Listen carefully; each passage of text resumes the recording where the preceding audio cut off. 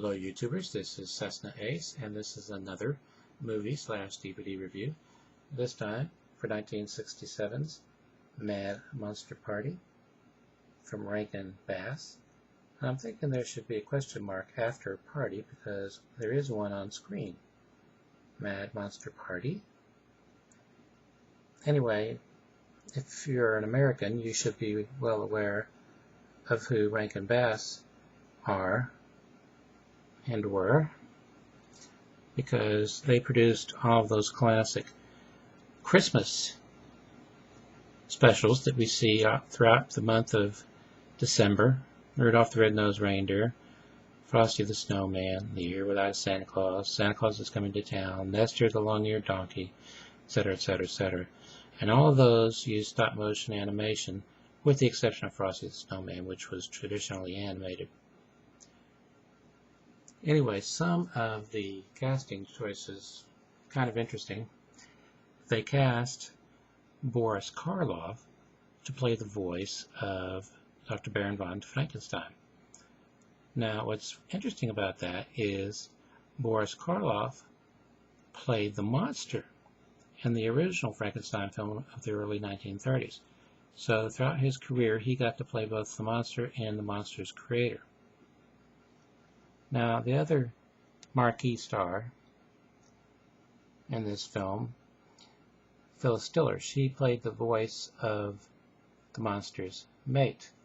And in one of the featurettes, I can't remember which one it was, they mentioned that there was a guy, he's still alive, that did all of the male voices other than Karloff's. He did the Wolfman. He did the zombie Hitch. He did Dracula. He did Felix Flanken. He did The Invisible Man. He did The Mummy. He did Dr. Jekyll and Mr. Hyde. You get the point. I don't know what they paid him, but they should have paid him for each character. I love this film. Call me what you want, immature, or whatever. I don't care. I love Mad Monster Party. Has a lot of songs in it, and as Murray Laws mentions, he's one of the guys who wrote the music and the lyrics. The music and lyrics for all of their shows were written by Murray Laws and Jules Bass. Anyway, they interviewed Murray Laws, and he mentioned that unlike most musicals where the story screeches to a halt for a song that generally has nothing to do with the plot and then picks up again. What they did at Rankin Bass was they would write the script and then they would hand it off to Jules Bass, and Jules Bass would go through the script and look for places where they could tell the same story in that section using a song instead of dialogue. When he found such a section, he would take that section out, put in a notation saying song here and a working title for the song, and attach all the dialogue that was taken out and say, okay, this has all got to be in the song, not word for word, but it's got to advance the story in the same way as the dialogue that we just took out. And that was something that was rarely done, and so it sets their stuff apart. I also found it interesting that the opening theme to Mad Monster Party sounds very familiar. That's the style, I mean. It turns out that they wrote, well, Murray Laws wrote it as being in the same style as music for a James Bond film such as Goldfinger, big and lavish and so forth, and so that stands out. There are several featurettes on here: Mad Monster Party, Making of a Cult Classic featurette, It's Sheer Animagic, Secrets of Stop Motion Animation featurette, Groovy Ghouls, The Music of Mad Monster Party featurette, 2 sing-alongs, karaoke basically, but they put instead of a bouncing ball, a moving, glowing skull. And then the original theatrical trailer. Just checking the time.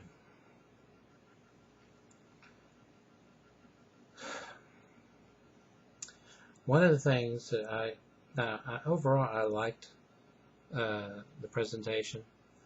The featurette, It's Your Animagic Secrets of Stop Motion Animation was informative as far as how they move the figures. A lot of the figures would be leaning way over or leaning way back or so forth, and with a traditional figure would fall doing that, and they had to keep those characters locked into place as they were being moved. So they would drill a hole up through the miniature set and screw in a rod into the bottom of the foot of each character, and there would be a very small, thin slit in the floor of the set. So this is very time consuming, because move the character's arm just a little bit, shoot a frame, move it another little bit, shoot a frame. But that's not all that's going on, because in some scenes, like the party scene, there are up to 30 characters on screen moving at the same time. One person could not remember everything they're supposed to do. This was before the age of computers, so the person who animated a character had to remember every movement they made. Each character was assigned an animator actor. In the case of the scene I mentioned, they would have 30 people behind the camera, each one responsible for each character.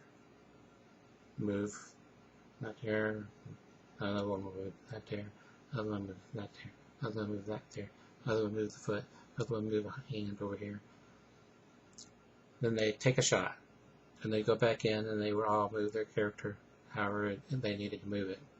And at the same time, the camera would be slid over, because Rankin Bass did a lot of camera movements in their shows. So they would move the camera over just a little bit.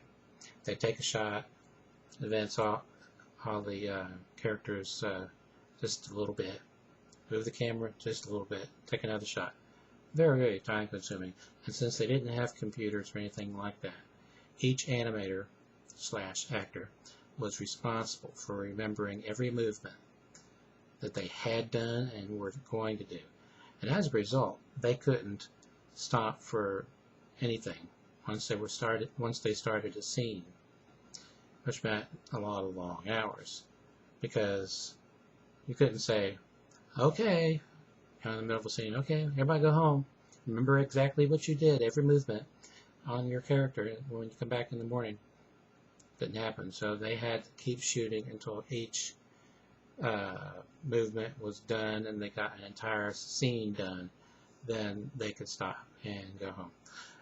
All of these Rankin Bass specials, by the way, were animated in Japan. Highly recommend Mad Monster Party if you like the stuff that Jules Bass and Arthur Rankin produced. Until next time, stay awesome.